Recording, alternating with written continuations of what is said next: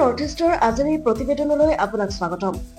এইবাৰ মহাত্মাৰ দেশত অহিংস প্ৰতিবাদকাৰীক ৰাজপথত বগৰাই কোবালে গণতন্ত্ৰ ৰক্ষাৰ শপত লোৱা বিজেপি চৰকাৰৰ পুলিচে। বিনিময়ত দুজন পুলিচে পালে দৰমহাসহ ছাছপেণ্ড, ৰিজাৰ্ভ ক্লোজ। নিৰ্বাচনৰ পূৰ্বে যি দলে 6 জনগোষ্ঠীক জনজাতিকৰণৰ আশ্বাসৰ প্ৰতিশ্ৰুতি দিছিল, সেই বিজেপি দলৰ চৰকাৰে এতিয়া প্ৰতিবাদকাৰীৰ ওপৰত ৰাম কুকুৰৰ দৰে মেলি দিছে পুলিচ বাহিনী।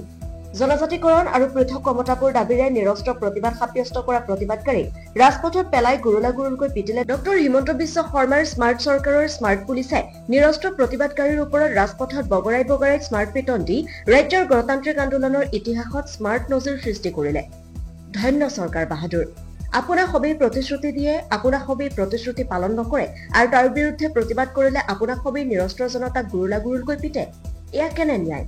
এয়াই জাতিৰ পিতাৰ গণতান্ত্ৰিক ভাৰতৰ অৱস্থা নেকি?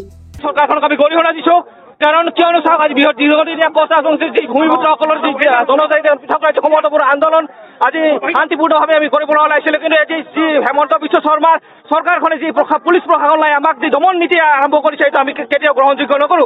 আৰু আপোনালোকৰ জৰিয়তে আমি সকীয়াই দিব বিচাৰিছো যে সদৌ কছাৰী ছাত্ৰ সন্থাৰ যি ৰাজ্য দাবী আজি প্ৰত্যেকটো কচাচংচি জনসাধাৰণ যি অধিকাৰ আমি প্ৰাপ্য অধিকাৰৰ কাৰণে সদৌ কছাৰী ছাত্ৰ সন্থাই সংকল্পবদ্ধ হৈছো। যিকোনো বিনিময়ত আমি কচাচংচিসকলৰ এই অধিকাৰ আমি চৰকাৰৰ পৰা কাঢ়ি আনিম আৰু ইতিমধ্যে আমি যিকোনো পন্থা আমি মানে অৱলম্বন কৰিবলৈ আমি সাজু হৈছো, যেনেকে নহওক আমি কচাচংচিসকলৰ ভূমিসকলৰ জনজাতিসকলৰ মানে অস্তিত্ব ৰক্ষা সাধন আমি সদায় কচাচংচিত সদায় মাত মাতি যাম। ধুবুৰীৰ গোলকগঞ্জত প্ৰতিবাদকাৰীৰ ওপৰত হিমন্ত বিশ্ব শৰ্মাৰ সবকা সাথ সবকা বিকাশ চৰকাৰৰ আৰক্ষী নিৰ্বিচাৰ লাঠিচালনা, যাক কেন্দ্ৰ কৰি জ্বলিব ধৰিছে নামনি অসমৰ ঐতিহাসিক চহৰ ধুবুৰী।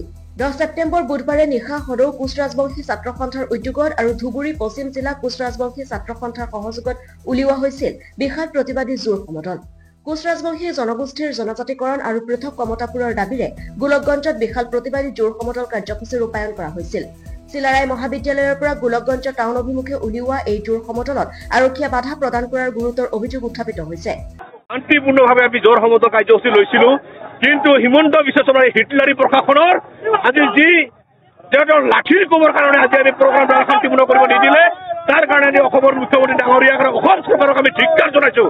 খিলঞ্জীয়াসকলৰ অস্তিত্ব সংকটত পৰাৰ পিছতো তেখেতসকলে আজি খিলঞ্জীয়া কথা নাভাবা এইখন চৰকাৰে আজি পুলিচৰ লাঠি দেখাই আজি আমাক ঠাণ্ডা কৰিব বিচাৰিছে। আমি সদৌ কছাৰী ছাত্ৰৰে এটা কথা স্পষ্টভাৱে ক'ব বিচাৰিছো, এই ধৰণৰ দমন নীতি ৰঙা চকুই আক্ৰমী কেতিয়াও ভয় নাখায়, আমি আপোনালোকক ভয় নকৰো। আগন্তুক বিধানসভা ইলেকশ্যনৰ আগত কছাৰীসকলৰ যি ৰাজ্যপ্ৰাপ্তি দাবী জনজাতিকৰণ আৰু পৃথক কমতাপুৰ ৰাজ্যলৈ যদি আলোচনা নহয়, তেতিয়াহ'লে কিন্তু এইখন চৰকাৰৰ ফল ঠেকত পেলোৱাৰ ব্যৱস্থা আমি কৰিম। আৰু যিকেইজন পুলিচে আমাৰ ল'ৰাক আজি মাৰি মূৰ ফালি দিছে, সেইকেইটা পুলিচক আমি তদন্ত কৰি উচিত যদি সিদ্ধান্ত নলয়, তেতিয়াহ'লে কিন্তু আমি যি সিদ্ধান্ত ল'ব লাগে কছাৰী সমাজ আৰু কছাৰী ছাত্ৰ নাই ক্ষতিত আমি কাম কৰি যাম। আমাক যিহেতু শান্তিপূৰ্ণভাৱে আমি কৰিব নিদিলে জোৰ সমদল কাৰ্যসূচী, সেইকাৰণে এতিয়া আমি ৰোড ব্লক কৰি হ'লে আমাৰ যিখিনি মনৰ ক্ষোভ মনৰ বেদনাখিনি আমি দেখুৱাৰ কাৰণে আমি ৰাজপথত যে বহিছো, এতিয়া আমি নুঠো। সেইকাৰণে আমাৰ কাৰ্যসূচী আৰু এটা কথা আহ্বান কৰিব বিচাৰিছো, এইখন চৰকাৰে খিলঞ্জীয়াৰ বাৰে বাৰে কথা কোৱা চৰকাৰে আজি খিলঞ্জীয়াৰ ক্ষোভবিলাক আজি প্ৰকাশ কৰাৰ কাৰণে আজি দুখ বেদনাখিনি আজি শুনিব নিবিচাৰে। বিশেষকৈ জিলা আৰক্ষীয়ে জোৰ সমদল বিফল কৰিবলৈ আৰক্ষী, CRPF বাহিনী আৰু কামাণ্ডসকলক নিয়োগ কৰিছিল বুলি প্ৰতিবাদকাৰীসকলে অভিযোগ উত্থাপন কৰিছে। প্ৰতিবাদ মষিমূৰ কৰি ওপৰৱালাৰ বাবা ল'বলৈ যোৱা আৰক্ষীয়ে প্ৰতিবাদকাৰীসকলক কেৱল বাধা প্ৰদান কৰাই নহয়, ৰাজপথত পেলাই গুৰুলাগুৰুলকৈ পিটিলে। মুখ্যমন্ত্ৰী হিমন্ত বিশ্বৰ আশীষপুষ্ট পুলিচ বাহিনীৰ কৃপাত গোলকগঞ্জৰ ৰাজপথ নিমিষতে ৰাঙলী হৈ পৰিল প্ৰতিবাদকাৰীৰ কেঁচা তেজেৰে। পুলিচৰ মমতাহীন মাৰত নিমিষতে ৰাজপথৰ ওপৰত বাগৰি পৰিল অৰ্ধশতাধিক আক্ৰাচু নেতাকৰ্মী, পুৰুষ-মহিলা। আহতসকলক সংকটজনক অৱস্থাত গোলকগঞ্জ চিকিৎসালয়লৈ নিয়া হয় যদিও চিকিৎসকে উন্নত চিকিৎসাৰ বাবে কেইবাজনকো ধুবুৰী চিকিৎসা মহাবিদ্যালয় হাস্পতাললৈ প্ৰেৰণ কৰিছে। এই ঘটনাক কেন্দ্ৰ কৰি উত্তপ্ত হৈ পৰে অঞ্চলটোৰ পৰিস্থিতিৰ অৱনতি ঘটাত মাজনিশা গোলকগঞ্জত উপস্থিত হয় ধুবুৰীৰ জ্যেষ্ঠ আৰক্ষী অধীক্ষক লীনা দলে। জ্যেষ্ঠ আৰক্ষী অধীক্ষকগৰাকীৰ বাহনখন ৰখাই উত্তাল প্ৰতিবাদ সাব্যস্ত কৰে আক্ৰাচুৱে। সংগঠনটোৰ নেতাকৰ্মীসকলে লীনা দলে হাই হাই, লীনা দলে মুৰ্দাবাদ, লীনা দলে গো বেগ আদি ধ্বনিৰে আকাশ বতাহ কঁপাই তোলে। পৰিস্থিতিৰ ভয়াৱহতাৰ খবৰ লাভ কৰা মাত্ৰকে জিলাখনত উপস্থিত হয় মন্ত্ৰী জয়ন্ত মল্ল বৰুৱা। সন্ধিয়া সময়ত হোৱা যিটো প্ৰতিবাদত যিটো ঘটনা হ'ল, সি সঁচাকৈ দুৰ্ভাগ্যজনক।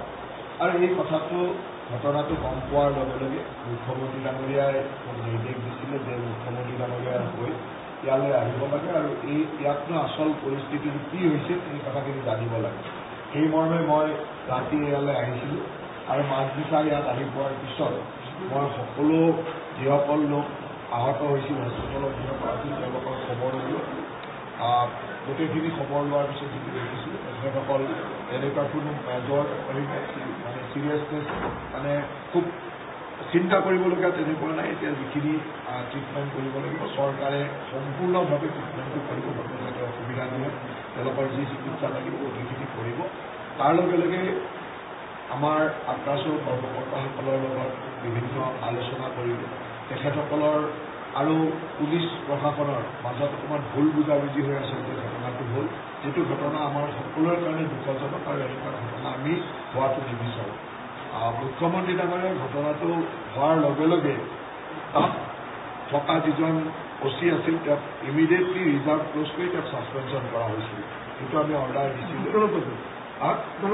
গোলকগঞ্জৰ OCজনক ৰিজাৰ্ভ ক্ল'জ কৰি ছাছপেণ্ড কৰা হৈছিলে আৰু তেওঁক নিলম্বন কৰাৰ লগে লগে নিৰ্দেশনা দিছিলে তাৰ লগে লগে এতিয়া আমি গোটেই পৰিস্থিতিটো বুজি চালোঁ আৰু পৰিস্থিতি বুজি চাই যিটো দেখিছোঁ যে আৰু এজন OC গৌৰীপুৰৰ OCও এই ঘটনাটোৰ লগত কিছু পৰিমাণে সাঙুৰ খাই আছে আৰু তেখেতকো ইমিডিয়েটলি এতিয়া ৰিজাৰ্ভ ক্ল'জ কৰিবৰ কাৰণে নিৰ্দেশনা দিয়া হৈছে তেওঁকো ৰিজাৰ্ভ ক্ল'জ কৰা হ'ব আৰু 3গৰাকী বিষয়াৰ ওপৰত তেখেতসকলে অভিযোগ আনিছিল আমাৰ জিলাৰ যিজন আমাৰ SSP আৰু জিলাৰ সেই স্থানত উপস্থিত থকা 2গৰাকী উপ আৰক্ষী অধীক্ষকৰ ওপৰত তেখেতসকলৰ অভিযোগ আছিলে আৰু অভিযোগখিনি পোৱাৰ পিছত মই আমাৰ যিজন DIG ইয়ালৈ আহিছে DIGক এনকুৱাৰী কৰিবৰ কাৰণে দিছোঁ আৰু তেখেতে 5 দিনৰ ভিতৰত এটা এনকুৱাৰী ৰিপৰ্ট দিব এই 3জন বিষয়াৰ ইনভলভমেণ্টটো কি আৰু তেওঁলোকৰ ক'ৰবাত মানে এই ভুল বুজাবুজিত তেওঁলোকৰ ৰোলটো কি সেই সম্পৰ্কে ইমিডিয়েটলি এনকুৱাৰী কৰি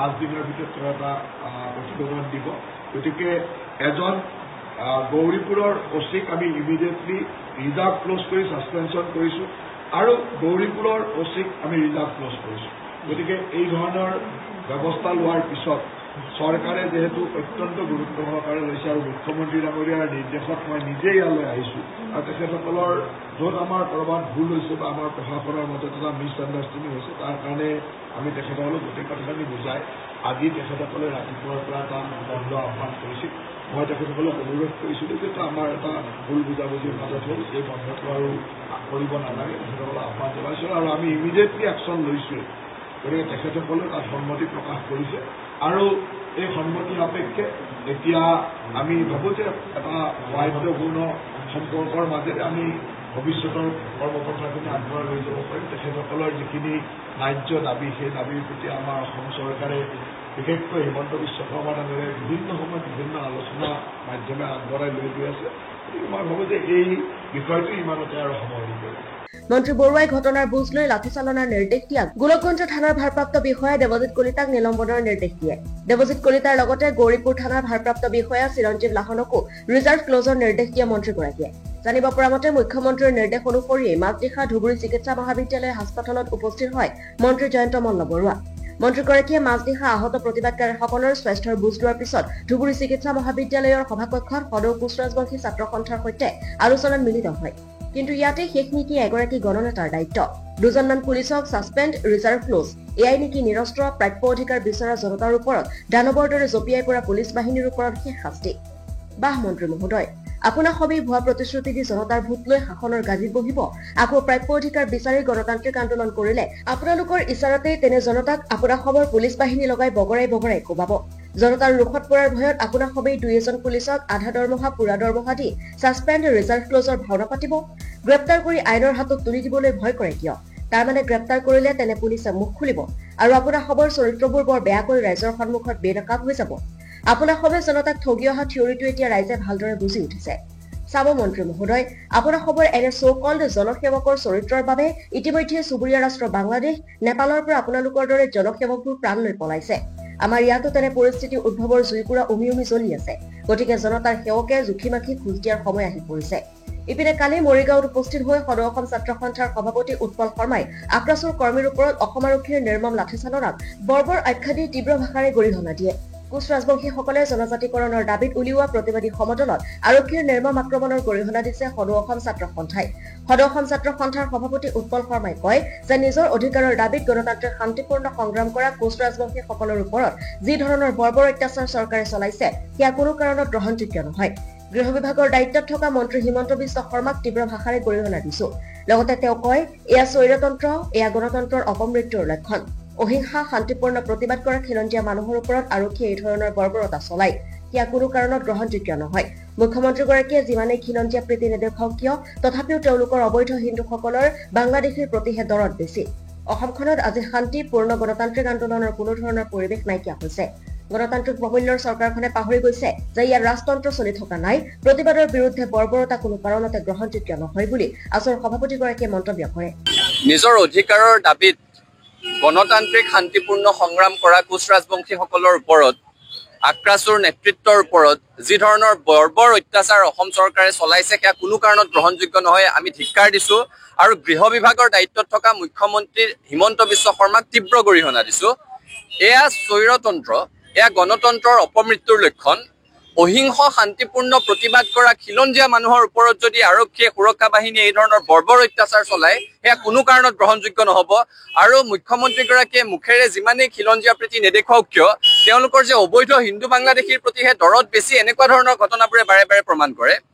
অসমখনত কি শান্তিপূৰ্ণ গণতান্ত্ৰিক আন্দোলনৰ কোনো ধৰণৰ পৰিৱেশ নাইকিয়া হৈছে নেকি? গণতান্ত্ৰিক প্ৰমূল্য চৰকাৰখনে পাহৰি গৈছে নেকি?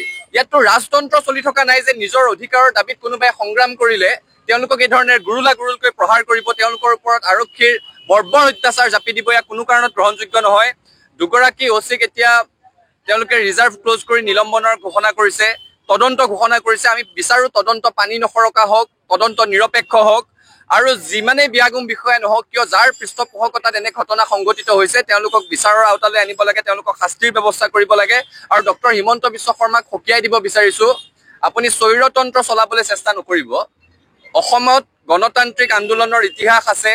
যেতিয়াই অসমৰ খিলঞ্জীয়া জনসাধাৰণে অনুভৱ কৰিব যে তেওঁলোক প্ৰাপ্য অধিকাৰৰ পৰা বঞ্চিত হৈছে তেওঁলোক আন্দোলনৰ পথ ল'ব আৰু আন্দোলনৰ পথ লোৱাৰ পাছত তাৰ সমাধান আলোচনাৰ মাধ্যমেৰে হ'ব লাগিব। এই ধৰণে দমন নিপীড়ন চলাই আন্দোলন দমন কৰিব নোৱাৰে। আৰু কোচ ৰাজবংশী ছাত্ৰ সন্থাৰ নেতৃবৰ্গৰ সৈতে সদৌ অসম ছাত্ৰ সন্থাই আমি যোগাযোগত আছো, তেওঁলোকৰ সৈতে আমি সঘন কথা বতৰা পাতি আছো। কোনো কাৰণত এনে বৰ্বৰোচিত আক্ৰমণক অসমত প্ৰশ্ৰয় দিয়া নহ'ব, মুখ্যমন্ত্ৰীক গৰিহণা দিছো।